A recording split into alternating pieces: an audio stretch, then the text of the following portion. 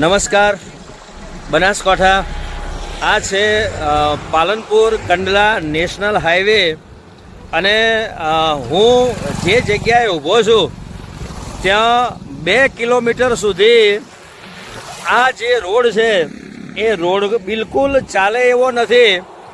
અહીંથી પસાર થતા જે ટુ વ્હીલરો છે એ બિલકુલ ચાલી શકે એવી કન્ડિશનમાં નથી. હવે અહીં જો 4 વ્હીલ હોય એટલે કે અલ્ટો જેવી નાની ગાડી હોય તો એ નાની ગાડીનું જે બમ્પર છે એ બમ્પર તો અહીં અડી જ રહે અને રાતના સમયે અહીં તો નીકળવું મુશ્કેલ પડી જાય. 2 કિલોમીટર જેટલો રોડ અહીં તૂટી ગયેલો છે.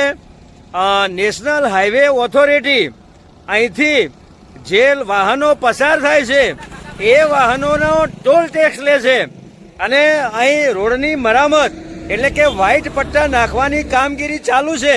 પરંતુ રોડ આટલો તૂટી ગયો છે અને ચોમાસાની સિઝન છે, વારંવાર વરસાદ પડતો હોય તો આ જે ખાડાઓ છે એ ખાડાઓ તો એક્સિડન્ટ જ નોતરે. અહીં જો વાહન ચાલક છે એ પોતાનું ધ્યાન ન રાખે તો એનો એક્સિડન્ટ થવો નિશ્ચિત છે. તો આ જે ટોલ ટેક્સ રોડ ઉઘરાવે છે નેશનલ હાઈવે ઓથોરિટી અને ટોલ ટેક્સના જે ઇજેદાર છે જેમને આ પરવાનગો રાખ્યો છે ટોલ ટેક્સ ઉઘરાવવાનો, શું એમને આ રોડ નહીં દેખાતો હોય? અહીં બનાસકાંઠા જિલ્લાની જે પબ્લિક છે, બનાસકાંઠા જિલ્લાનો જે વ્યવહાર છે એ છેક થરાથી પાલનપુર સુધી જોડાયેલો છે. અહીં શિહોરી સ્થળ છે, થરા ઓગળ એક નવો તાલુકો બનેલો છે અને એના કારણે લોકોની અવર જવર વધારે રહેતી હોય છે. પાલનપુરથી દિલ્હીથી કંડલા સુધીનો આ કનેક્ટિવિટી છે. આ રોડ ઉપર મુન્દ્રા પોર્ટ પણ જવાય છે. તો આ રોડની જે હાલત છે એ હાલત એટલી દયનીય છે કે અહીં તો વાહન વ્યવહાર કરવો જ છે. તો આપણે અહીં જે વાહનો ચાલે છે એના જે વાહન ચાલક છે એમને આપણે એમની પાસેથી જાણીએ કે ખરેખર આ રોડ ચાલવા લાયક છે, વાહનો ચલાવવા લાયક છે કે કેમ? વાહનો ચલાવવા લાયક તો રસ્તો છે જ નહીં. બિલકુલ આપણે જોઈ શકીએ છીએ આ રસ્તો બન્યાને 1 મહિનો કમ્પ્લીટ નથી થયો તો પૂરેપૂરો રસ્તો ડેમેજ છે. ત્યાંથી આપણે છે જોઈ લઈએ સ્ટેશનથી અહીંયા સુધી તો એ રસ્તો પૂરેપૂરો તૂટી ગયો છે. આ રસ્તો બન્યાને 1 મહિનો પણ નહીં થયો. આટલી હદે ભ્રષ્ટાચાર છે. આ જોઈ લો તમે, આ ખાડા બતાવો એમને.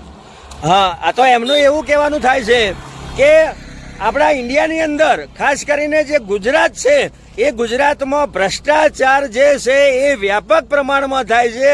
આ રોડ માત્ર 1 મહિના પહેલા જ બનેલો છે.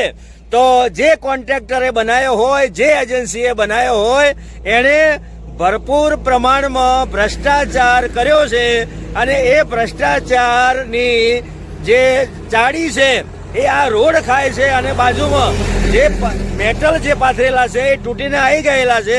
એનાથી એક સાબિત થાય છે કે પુષ્કળ પ્રમાણમાં આ રોડ ઉપર ભ્રષ્ટાચાર થયો છે. જો આવો જ ભ્રષ્ટાચાર થઈ જશે, થયો રહેશે, ચાલુ રહેશે તો આપણે જે વિશ્વગુરુ બનવાની વાત કરીએ છીએ એ વિશ્વગુરુ આપણે ક્યાંથી બનશું? News ACP Banaskantha Palanpur.